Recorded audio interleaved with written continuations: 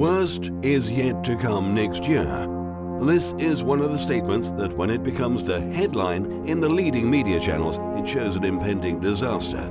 This is a serious statement, especially at this time of the year, considering that we are already experiencing the worst performance in the stock market over a decade ago. This is the period we have experienced the highest volatility in stock prices since the 1930s. We cannot also deny that we experienced the most unfavourable Christmas Eve in Wall Street.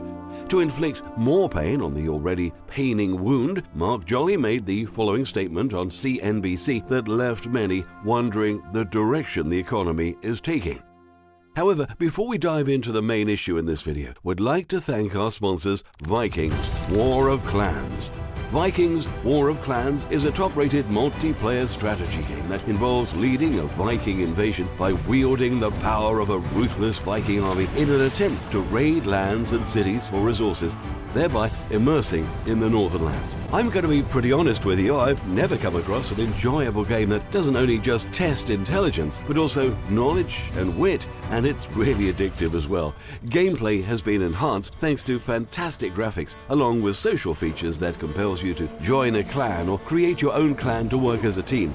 Vikings War of Clans is absolutely free and among the few games available on Internet Browser worldwide, so be a hero. Join Vikings for free using my link in the description box today and get a cool bonus of 200 gold coins and Novice's relocation item for a kickstart. I highly recommend Vikings War of Clans as it's ideal for an avid gamer like you.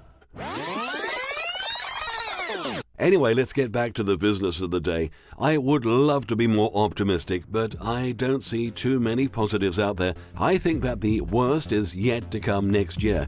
We're still stuck in the first half of the global equity bear market, and we expect much more next year, said Mark Jolly, the global strategist at CCP International Securities. I remember that in 2017, at a time like this, we were not having the same talk in Wall Street.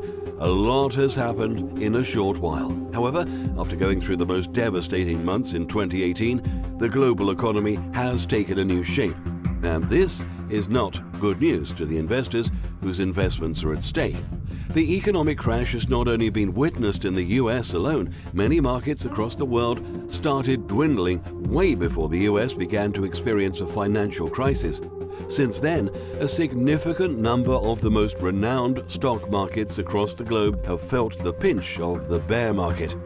The current bear market, which is estimated to be 20% of the recent market peak, has adversely affected investors globally. In the US, for instance, the Nasdaq Composite closed in a bear market last year. On the same issue, Japan's Nikkei, China's Shanghai Composite, and Germany's DAX are already experiencing the effects of the bear markets. This is the biggest bear market that the world has experienced over a decade ago. If the relevant authorities and bodies, such as the central banks, do not put in place the appropriate measures to curb the situation, this crash might become more prevalent this year than anyone could think. However, some bodies, such as the Federal Reserve, has already shown their unwillingness to intervene in the problem. It's not clear to many investors as to why the Federal Reserve plan on increasing the interest rates, despite the prevalence of the unfavourable economic conditions. The move sounds insane in our ears, but because the Federal Reserve is not accountable to the public, they could do whatever they wish to satisfy the interests of few. Who will come riding the rescue horse if the central authorities cannot control the situation? The best way to go around this crisis is to increase the government expenditure by the individual national governments, but unfortunately, most of them are struggling to settle their international debts. External debts have become a venom. So how do we move together and solve this riddle if some of the countries do not have even enough to sustain their people? The situation will need more effort than we think. To solidify this information, just have a look at the mess the US has gotten itself into. The country has been adding trillions of dollars yearly to the national debt since the beginning of the last financial crisis. The national debt has almost doubled within a period of 10 years. The fiscal period ended 25th December 2018 had the highest levels of debts because more than $1 trillion was added into the worrying national debt. It's not known the direction the country is taking economic-wise, but by the look of things, it's not promising. We've obtained the following information from CNS News for you to make your own analysis. According to the statistics released by the U.S. Treasury, the federal government added $1,370,760,684,441.54 to the national debt since 25th December 2017. According to the information given by the Treasury, the federal debt was standing at $20,492,874,492,282.58 as of the 25th of December 2017. The current statistics show that the federal debt stood at $21,863,635,176,274.12. Well, from these statistics, it's evident that the national government is making no efforts to reduce the national debt. The reality that's about to hit us is that there's no room for induced spending because we've already spent all that we have, and that's why we're going for external debts. As of now, the government is fighting for the construction of the wall border between Mexico and the US, which is estimated to cost more than $5 billion. Nobody inside the Capitol building is whistleblowing on the alarming national debt and the $1.4 trillion that has been added on the national debt. As a country, we have a habit of paying attention to the non-issues instead of concentrating on how to reduce the piling national debt. It's high time we retrieve our steps and start focusing on the matters that will improve the well-being of our country. America is not great at this point unless we are talking about debts. We are committing national suicide in the name of borrowing for government projects and giving aids. Must we rush in every situation, struggling with a problem to offer financial assistance?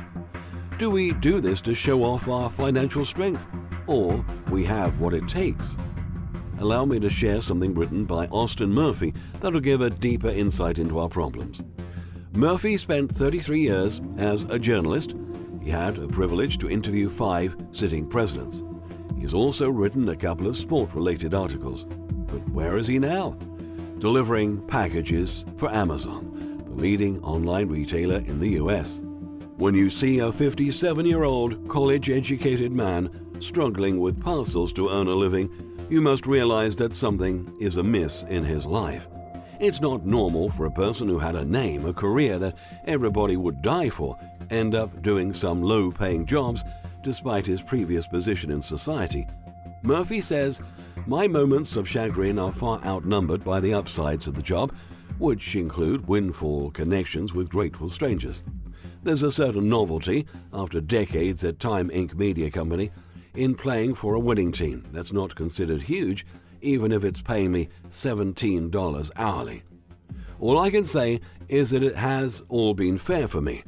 An Anglo-Saxon whose name is accompanied by a Roman numeral, he's actually John Austin Murphy III, to be a minority in my place of work and in some of the neighborhoods where I deliver the packages.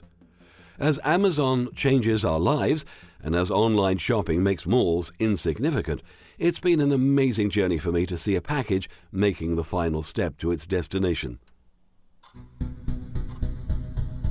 Well, from the above statement given by John Murphy, it's quite possible that the future of America will be dull, having gone through a bright past. If we do not take appropriate measure immediately to control the situation, I'm sorry to say that the future of America will be no less than that of John Murphy.